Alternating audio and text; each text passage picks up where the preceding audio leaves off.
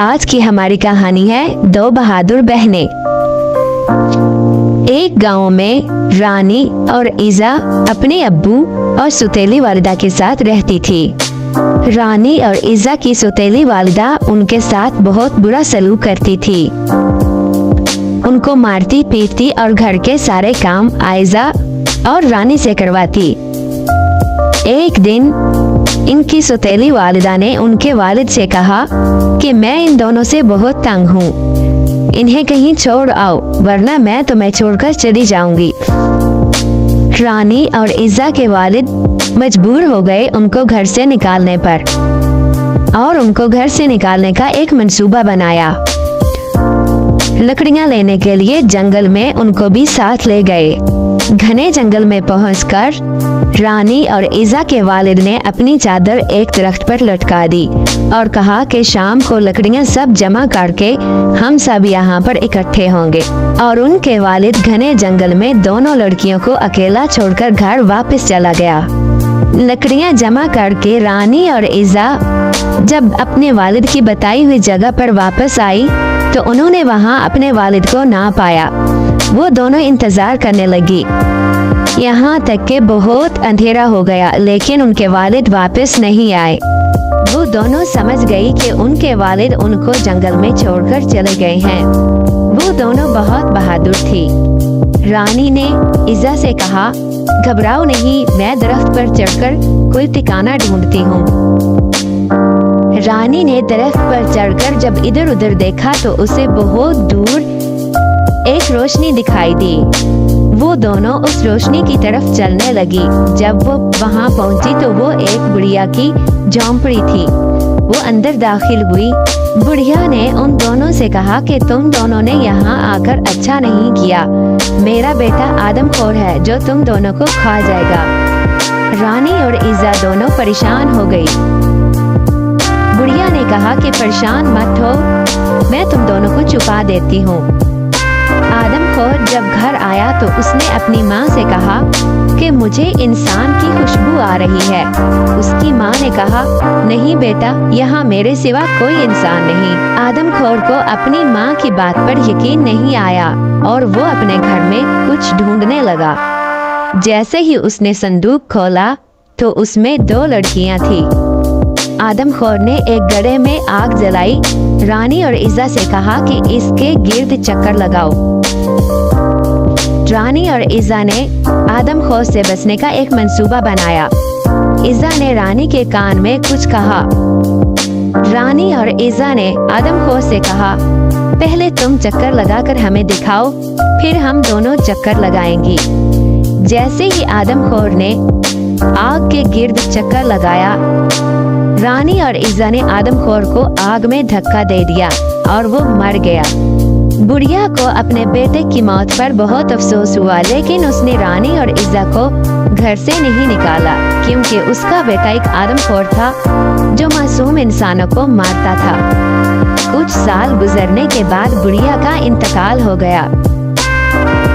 रानी घर में कढ़ाई करती और इज़ा ने बकरियों का एक रेवड़ पाला जिसको वह जंगल में चराती थी। एक दिन वहाँ से एक शहजादे का गुजर हुआ। कहानी का दूसरा पार्ट देखने के लिए हमारे चैनल को सब्सक्राइब करें।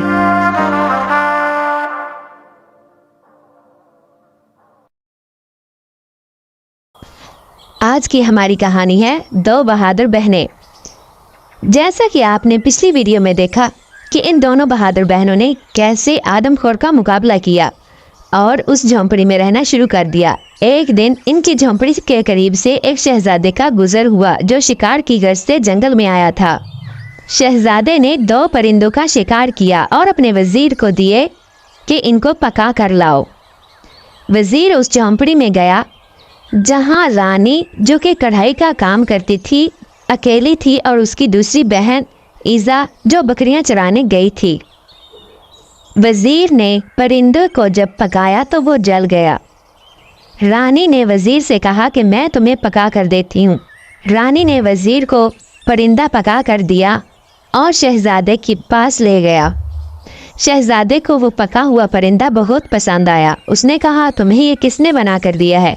اس نے کہا اس چونپڑی میں ایک لڑکی رہتی ہے، اسی نے پکا کر دیا ہے۔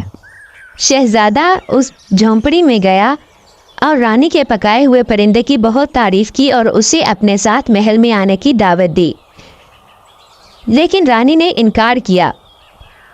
جب رانی نے شہزادے کی بات نہ مانی تو وہ رانی کو زبردستی اپنے ساتھ محل لے گیا، اور دوسری طرف ایزا جو بکریاں چرانے گئی ہوئی تھی جب گھر واپس آئی تو اپنی بہن رانی کو نہ پایا۔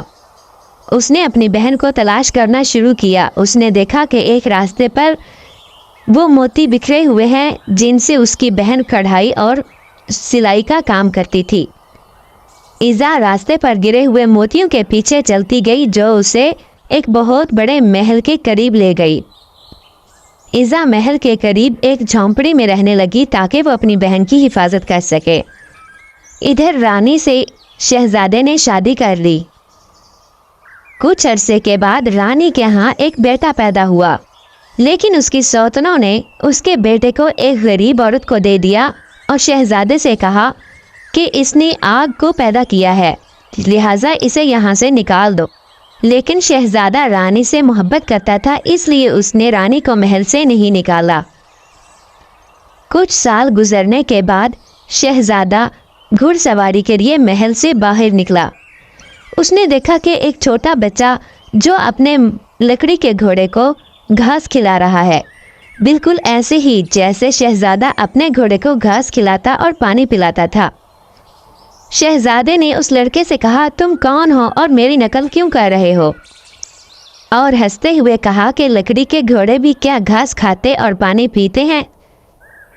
لڑکے نے حیرت زدہ ہو کر شہزادے کی طرف دیکھا اور کہا، کیا مائیں بھی آگ پیدا کرتی ہیں؟ اس پر شہزادہ بہت حیران ہوا اور اس نے اس لڑکے سے کہا کہ تم نے مجھ سے یہ بات کیوں کی ہے؟ لڑکے نے کہا، میں آپ کا اور رانی کا بیٹا ہوں۔ جب میں پیدا ہوا تو میری سوتیلی ماں نے مجھے ایک غریب عورت کو دے دیا اور آپ سے کہا کہ میری ماں نے آگ کو پیدا کیا ہے۔ شہزادہ چھوٹے لڑکے کو محل لے گیا اور رانی سے ملوایا۔ لڑکے نے رانی کو سارا واقعہ بتایا اور کہا کہ وہ غریب عورت تمہاری بہن ہے جو تم سے بچھڑ گئی تھی۔ شہزادے نے اپنی دوسری بیویوں کو ان کے کیے کی سزا دینے کے لیے قید خانے میں قید کر دیا۔ شہزادہ اور رانی ایزا کے پاس گئے اور اسے محل میں رہنے کی دعوت دی۔ ایزا نے ان کی دعوت کو قبول کر لیا اور سب محل میں ہنسی خوشی رہنے لگے۔